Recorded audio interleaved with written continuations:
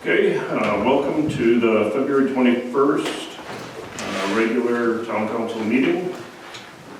And our first order of agenda will be to approve the agenda. So be it resolved that the council of the town of Neepawa approve the regular meeting agenda for February 21st, 2023. Moved by Councillor Nadeau, seconded by Deputy Mayor Parrott. Any questions on the agenda? Can we add the delegation to the agenda? Okay, so So I'll just add that this Brian be resolved that we approve the regular meeting agenda with the addition of the delegation. with the addition of the delegation. Okay, all in favor? Carried.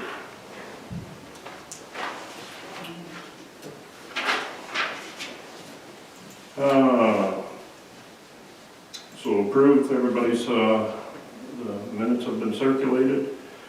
Be it resolved that the council of the town of Neepawa approve the minutes of the regular meeting, February 7th.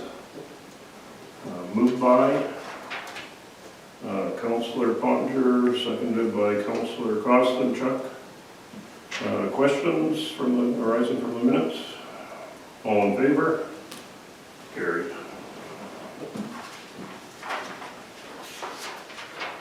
Okay, and we have a couple of town residents would like to speak to council, so if you wanted to come forward a bit.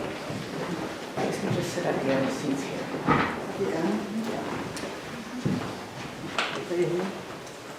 Sure.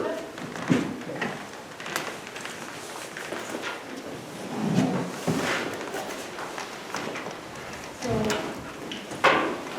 we got served with having too many dogs. I will admit, we did have too many dogs. We have 9 at the moment. 4 are 6-week-old puppies, which are going to be rehomed. Another one of them is going to be rehomed, which leaves us with 4. I've looked for places in town to rent everywhere, pet friendly. I work minimum wage. There's no possible way I can afford it, no matter what. Some of the complaints were they're getting the garbage, other people's garbage, which I know they got into our neighbor's garbage, but me and our neighbors are close. We both have dogs. Our dogs run back and forth to each other's yards all the time.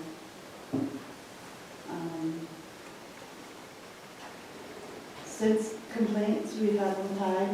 None of them have been on loose. They aren't licensed. They do all have name tags with my name on them. And they're all up to the shots. They're all up for vaccinations. Barking, how do you stop a dog from barking, to be honest? They don't considerably bark. If there's deer, they'll bark. If there's people, they'll bark. It's normal dog barks. That's it. None of our dogs are dangerous. They're small dogs. One is a medium size.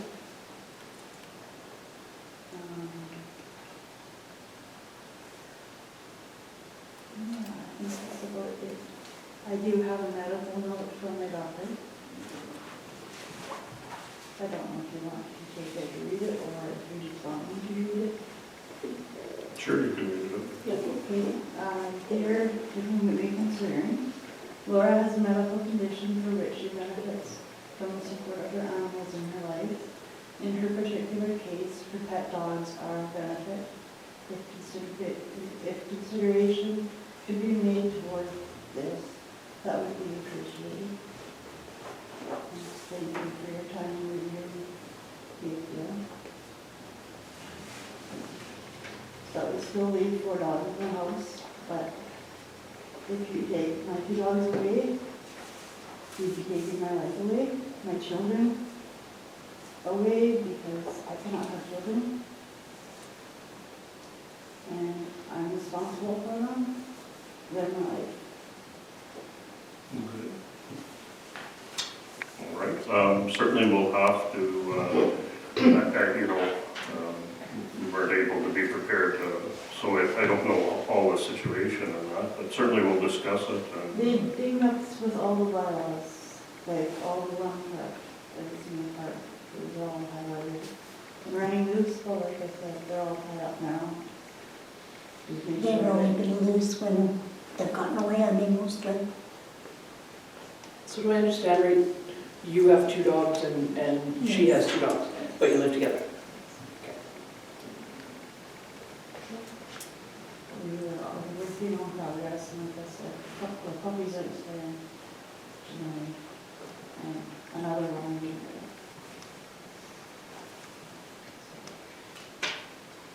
What is the Okay. current bylaw for non? I'm not sure, I'd have to go through and,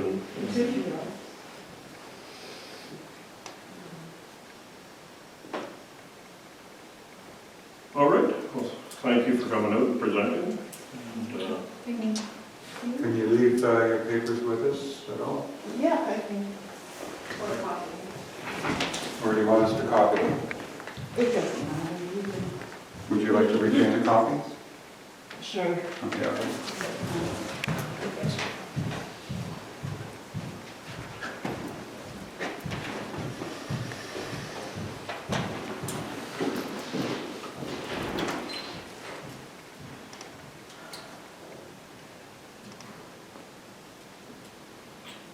yeah, we'll probably have to get talking to Mark, and we'll discuss this amongst ourselves as well.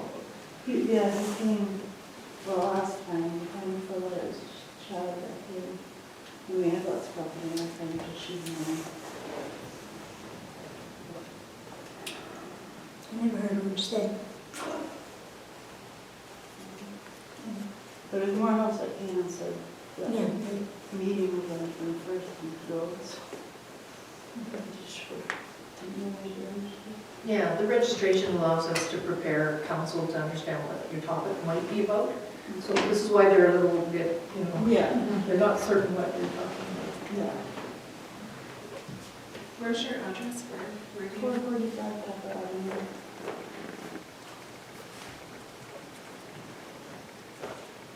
Just know kind of where you're situated, like in town. Yeah, we're not across the river then, but Yeah. kind of out of town maybe, Yeah. a little bit. All right, thank you. Thank you very much.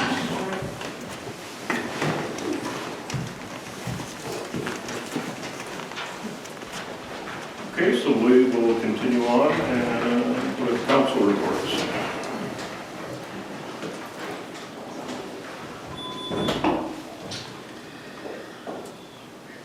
Councilor Gerard. Yes, the courthouse meeting met.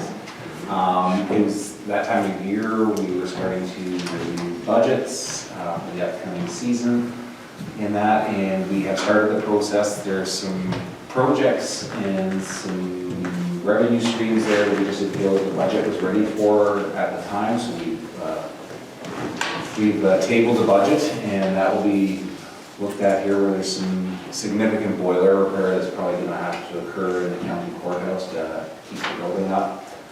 One thing that was approved with Neepawa and the partners that night is that there is a small roof repair that will occur on there to the neighborhood of around $3,500, just to ensure that we don't have any ice or water getting into the county courthouse. That has been a problem past years.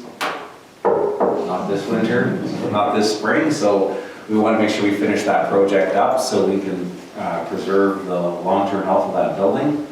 And then you will get to hear another report probably in the coming weeks after we approve the budget, once we get some better understanding of what the boiler repair project's going to be.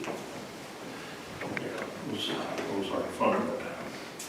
Yeah. All right, any other reports? Councilor Sisley. So the Winter Wonderland Festival yesterday turned out awesome. The firefighters pancake breakfast saw close to 100 people attend. They raised over $1,000 for the handheld cutter for the Jaws of Life. And just to let people know about this piece of equipment, it is an essential tool for the firefighters to use, and the purchase price is around $6,000. So this fundraiser was a great start for them. The next part, the chili cook-off. It's chili made by Touchwood Park, Margaret Lawrence Home, and Arts Forward. And it was a very close count after all the tasting, and Margaret Lawrence Home's chili took the top spot. Thank you to everybody that participated. It was a great turnout for all the events, especially considering the blustery start to the day. We wanted to thank the town staff, Mary Ogami, Neepawa Gladstone Co-op, and all the volunteers and businesses that helped make the day a success. We had a handyman meeting on Tuesday, February 14th. There were 478 trips in the month of January that included 2 casino trips. We added 2 more casino trips for February and a shopping trip for March 1st. If you want to book either of those trip destinations, please call Michelle at the hand office at 204-476-2009. And we would also like to take the opportunity to thank Kathy Jasnick for her years of service on the handyman board, and welcome Leroy Cabrera, who will be taking over Kathy's place as secretary for handyman. And if I can touch base on 2 events that have happened in town. Viterra, myself and a few members of the town council and the staff of the town of Neepawa had the pleasure of volunteering and attending the Viterra Provincial Men's Curling Championship last week. Congratulations to Team Dunstone for winning, and to Heather Tutteruck and Scott and Candace Newton for organizing such an amazing event. And I will end my report commenting on the Beautiful Plains Community Foundation's fundraiser, Dancing with the Stars, that was held this past Saturday night. I was blown away by the dancers and just the whole event in itself. The Beautiful Plains Community Foundation members put in a ton of time, so did the dancers. The dancers actually practiced for 6 months leading up to last Saturday night. So well done to everyone, and congratulations to Trish Finney and Chase Critchlow for winning the competition, and I can't wait to see what next year's event might be. Yeah, no, you're right. There's been some fantastic events on lately. Yes. It's, you know, the community has to be proud of what so many people stepping up and you know, volunteering and being involved in this. Well, Viterra was an eye-opener for the volunteers, and the amount of volunteers that came forward in that generation that we needed those volunteers to come out, and they ran a phenomenal curling championship. So. That's great. Thank you. Councillor Nadeau. Yes, on February 15th, we had a Westlake Employment Skills and Services meeting, and there was 2 real big highlights to talk about here that you guys would be of interest to talk about is some of the opportunities that run through Westlake include Class 1 truck driver training, which is a big one, but the other one is the LPN program. So how it works with Westlake is you can be assessed to see if you're eligible and if you're accepted into the program, and then there's a possibility to get funding support through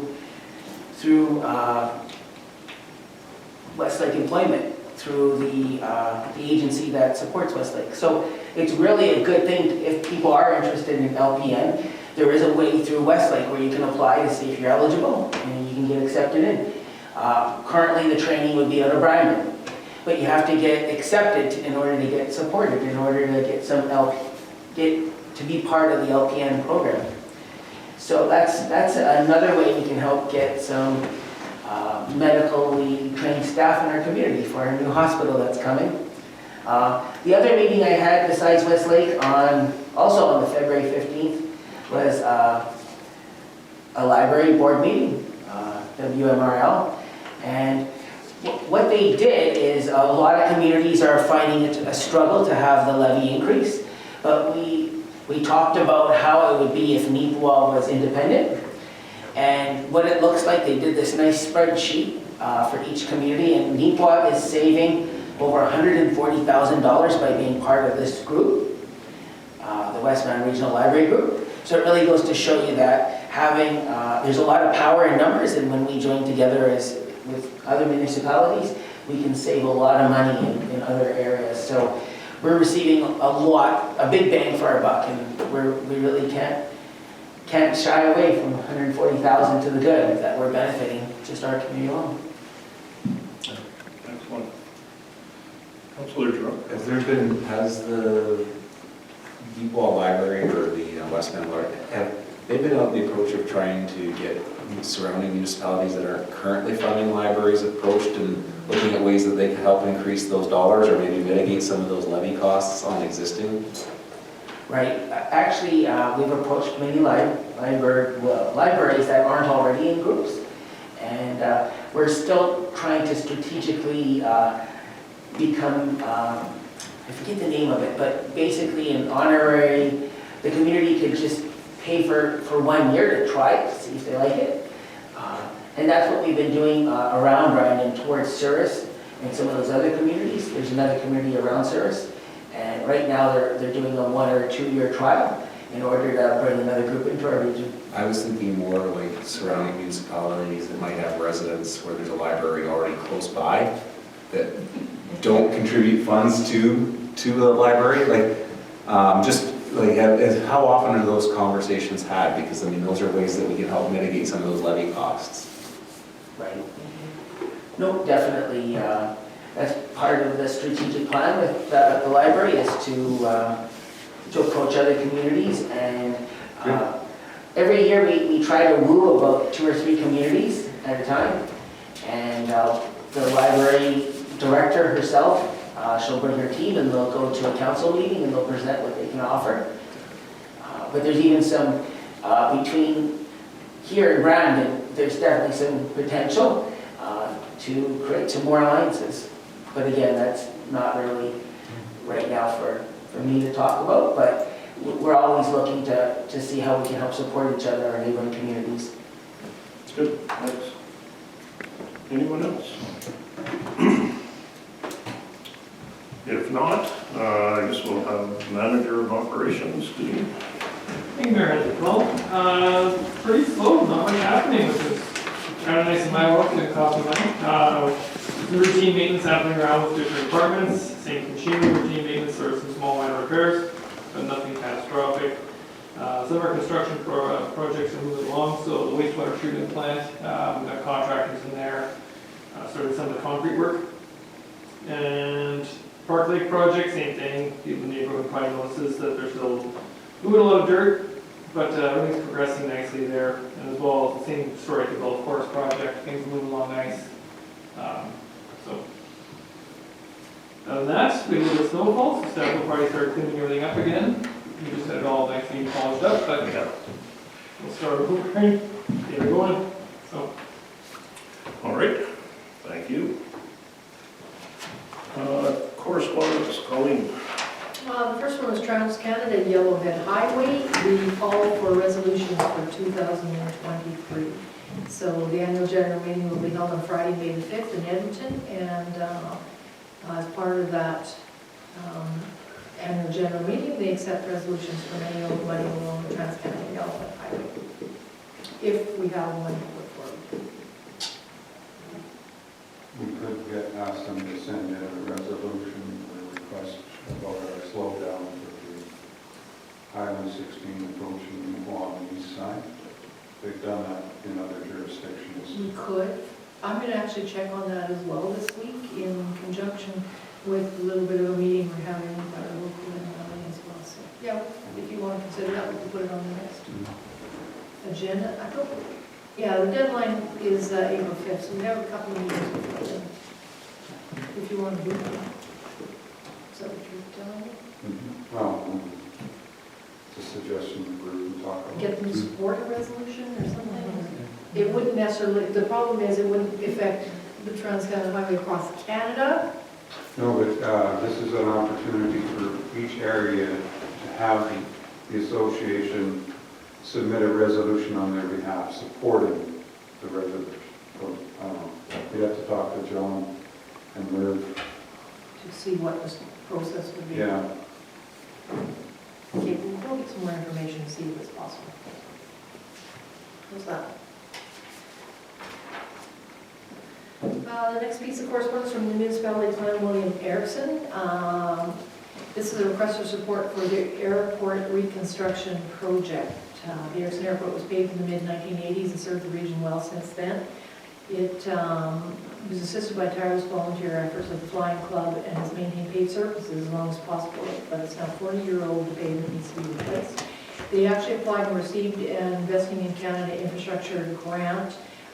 It was Class D budget at that time, and as we all know, expenses have skyrocketed. It came in 900,000 over projected, so they were having struggle trying to cover those costs to try and get this project done. So they're looking for support from private donors, from other government grants, from just municipalities in the region, and hope that we would consider this project for a one-time contribution to go towards our 2023 budgeting process. They do recognize that asking for assistance from neighboring municipalities in maintaining an asset that does not belong to them is not ideal. However, the cost of the maintenance is great, and we feel that the airport benefits in Erickson are spread far beyond their borders. There are, of course, benefits to agriculture, recreation, and tourism, which are felt in the region south of Riding Mountain National Park, but perhaps the most important and often overlooked benefit is the ability for STARS helicopters to refuel in Erickson and respond to emergencies faster and further west and north than they otherwise would. This has already been the case as far west as Russell Bingscart, and no doubt lives across Midwestern Parkland districts will be saved as a result of the jet fuel being available at the Erickson Airport. So there is a support letter from STARS and whatnot. There is no specific request or dollar amount. They're just hoping that you would be interested in supporting a dollar amount from our 2023 budget. Okay. This will probably take a look at that, but Priority would be resurfacing our airport. well, in our hospital, because of what. But it's certainly something that we can talk about and take a look at. So I hate to ask this one, just, we have no fuel at our airport. Now, is that something that would be of value? There used to be fuel in the early years, but then it was run by the Flying Club themselves. But I think just the task of keeping track of IOUs, Who did? evaporation, loss, water contamination, Yes. they decided to forego the whole use of it, so anyone who has fuel now has their own private tank. It was interesting yesterday at the pancake breakfast because Eve was talking about this with STARS and said they basically can go from Winnipeg to just past us and they have to refuel or they can't go any farther to get back to Winnipeg. So is this something we could do as the town, providing that ability, you know, by them calling or contacting us? We'd have to explore the cost of the tanks and the automation equipment or how it's all set up. That's interesting. So where do they refuel? Did you say? Well, I would think Erickson's probably it. Otherwise, that is it. There's nobody else holds that kind of fuel that they need. It was just a really interesting conversation. So this is something with the new hospital building for helipad that's being put in, that would they do anything there? That would doubt it. No, I don't Or to think. make arrangements with some No, type I don't. of No, it's just a hazard. servicing somewhere? The only way they could do it is a private arrangement right now, Private so arrangement, yeah. they would have to make it with our local carriers who are carrying that class of fuel Right. in their private tanks, and they'd have to figure a system out. Yeah, and it's aviation fuel, so It's it's, different. retailers don't have anything. Yeah.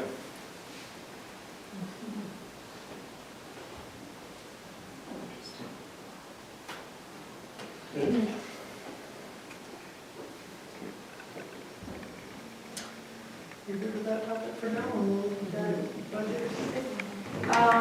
Edward Watershed Conservation District, just to let you know, the levy has increased this year. It was pretty static for a number of years. It used to be $7,400.77, and it's actually gone up to $10,115.55. So $2,500 increase roughly. That's for the whole town. No, only the partials on certain periphery on this end of the town of Neepawa that would sit within the watershed district. And Daryl, you probably can get a better idea. So basically, how that number is arrived at is, it used to be a 0.25 of a mil taxable now they've increased that. The amount for the request, yes, 0.33. And so that's largely because of all of the projects that are occurring within the watershed as a result of damage that's occurred in the watershed within the last few years with these flooding events. So this is not just a town of Neepawa, this is every municipality that's within the White Mud watershed, and we're being told this is being seen right across the province. Whether we're talking the cost of operating backhoes, mowing projects, you know, there's been no reduction in tree projects, you know, in terms of access to trees and things like that. You're seeing right now that the White Mud is actually delivering millions of dollars through some federal programming right now and through agriculture to do some more sustainable agriculture practices. So the watershed is actually getting busier, but those ones speak specifically to the funds of operating for the actual watershed itself. So this $7,000 to 10 is actually for town-owned property.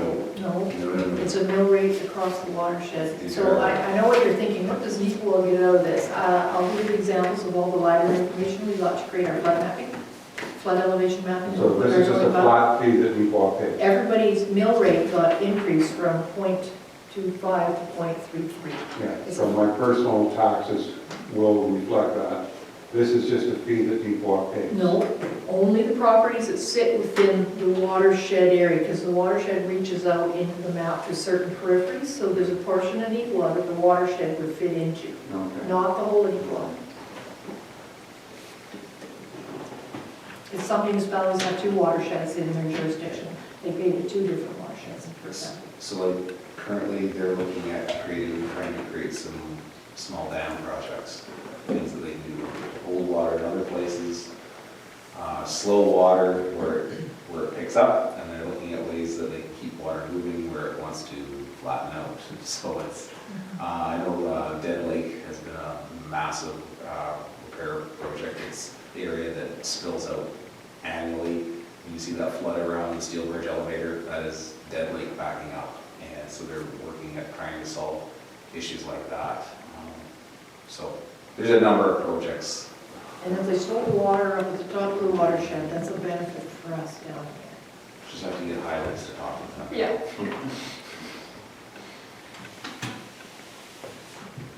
Okay, any other correspondence? That's it. That's it.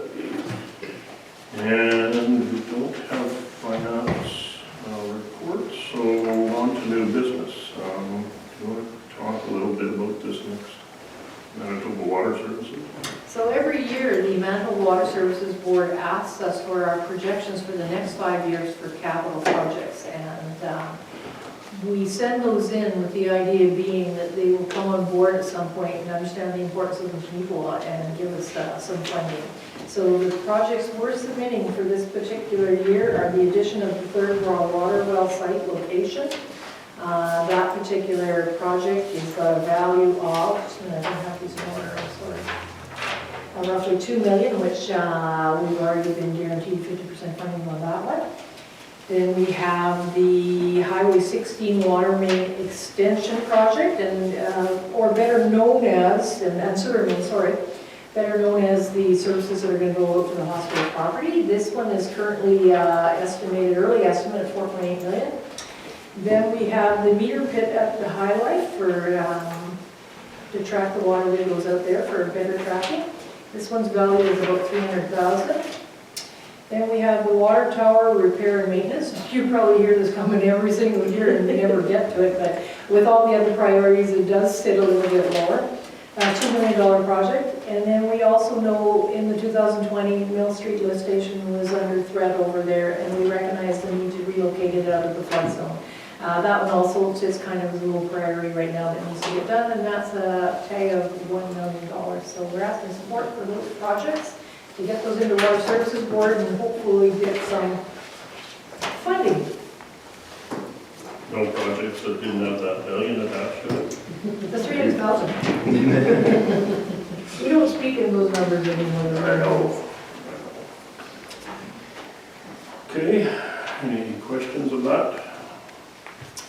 We have a motion whereas the Manitoba Water Services Board is requesting the identification of water and sewer projects slated for the next 5 years in rural Manitoba in order to prepare a capital plan for the prioritization and allocation of funding. Therefore, be it resolved that the Council of the Town of Neepawa hereby identify the following water and sewer projects to be considered for technical and financial assistance through the Manitoba Water Services Board Capital Plan. 1, addition of the third raw water line, well site. 2 is Highway 16 water main extension. 3, meter pit at High Life Foods. 4, water tower repair and maintenance. And 5, Mill Street lift station relocation. So moved by Councillor Gerard, seconded by Deputy Mayor Parrott. Questions? All in favor? Opposed? Carried.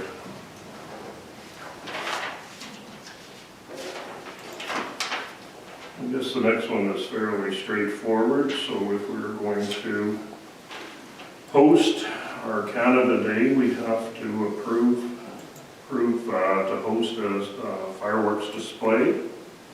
So the resolution reads, be it resolved that we hereby approve the hosting of fireworks display at Riverbend Park in Neepawa, Manitoba on July 1st in celebration of Canada Day. So moved by Councillor Sisley, seconded Councillor Pottinger. Any questions? All in favor? Opposed? Carried.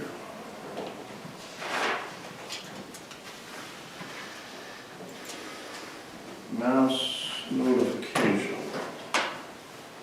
So this looks like maybe you don't know what the topic is, but if you remember back, this was what we previously did under COBRA. Then it changed to AllNet Connect. Well, then they since sold down to this Catalyst organization. So it basically still is that system. It's a mass notification connect system for notification of the public. They originally, when they sold, they wanted to lock us down for a 4-year term. We weren't quite as excited in a 4-year term.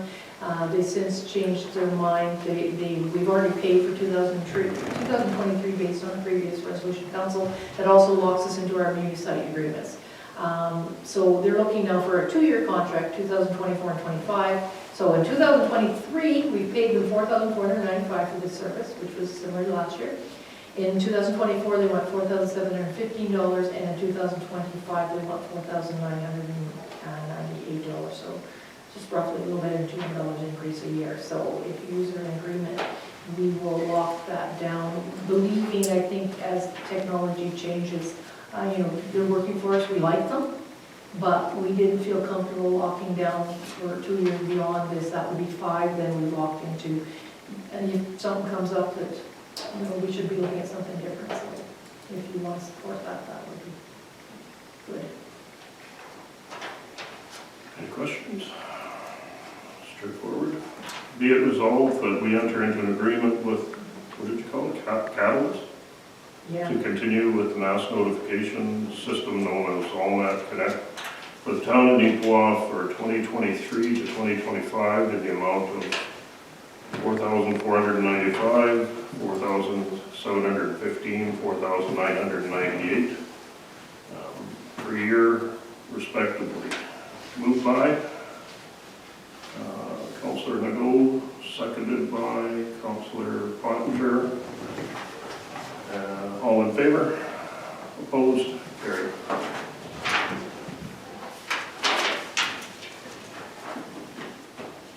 Bylaws? So this is a new bylaw for first reading tonight. This is not unknown to you though. The applicant came forward a few months ago, and this relates to a 1.72 acre parcel of land located west of PTH 5 and north of PTH 16, and it'll be the north side of Gill Drive in the town of Neepawa, described as Lot 1, Block 2, Plan 6965, and Southeast 321415. So just to orientate everybody, this would be the vacant lot that is situated to the west of Neepawa Plumbing and Heating, 1.72 acres. So the applicant, when he came forward, he wants to create a mobile modular type of development there. In order to do so, he needs to do a zoning amendment. So this bylaw actually proposes that the zoning there be changed from industrial light zone to the residential mobile modular home zone. But in doing so, we also had to, because of the style of the building he's building is more of a multi-unit as opposed to just a single, we had to amend our tables within the zoning bylaw. So the residential table is amended by adding dwelling for low-density multiple units and dwelling moderate-density multiple units as new conditional uses in the RMH residential mobile modular home zone. So there's tables that you have to add these into.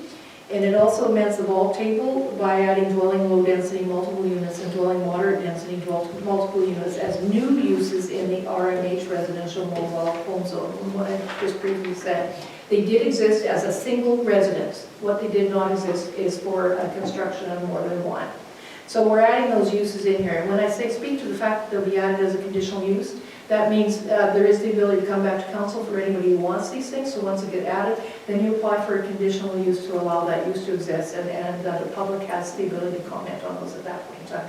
So there are just some fail-safes and protections within the bylaw to make sure that people aren't willy-nilly just building whatever they think they like for development. It has to fit within the correct zone. It has to be conditionally approved. So this is first read for that bylaw. All right, any other questions? So be it resolved that bylaw number 3220-23, being a bylaw of the town of Neepawa to amend zoning bylaw 3184-18, be now read for the first time. Ask for a mover. Councillor Kostanchuk, seconded by Councillor Gerard. All in favor? Carried. I should maybe add there will also be a public hearing on the zoning amendment too.